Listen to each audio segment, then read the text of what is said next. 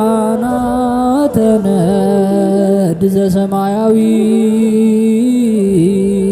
ማይፈድ በእንተ በግዑ እቀብዋ ነዛቲ ያዘድ።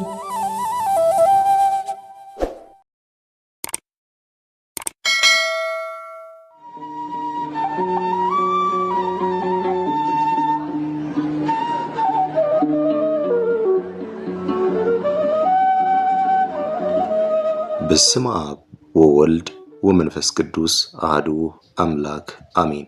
ኅዳር 2 የሚነበብ ስንክሳር። ዕረፍቱ ለቅዱስ አባ ጴጥሮስ ሊቀ ጳጳሳት።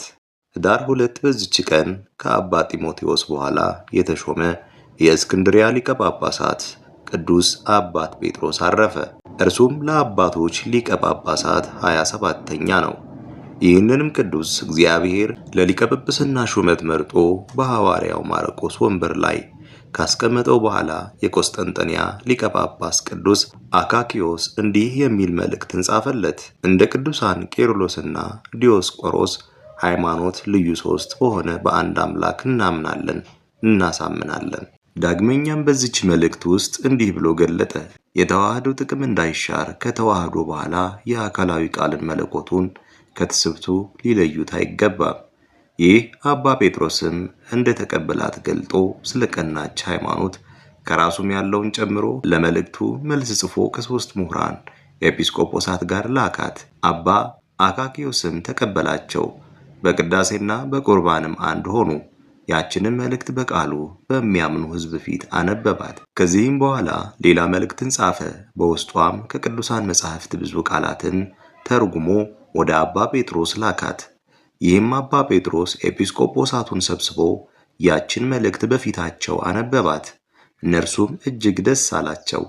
ከቃሏ ትርጓሜም የተነሳ አደነቁ።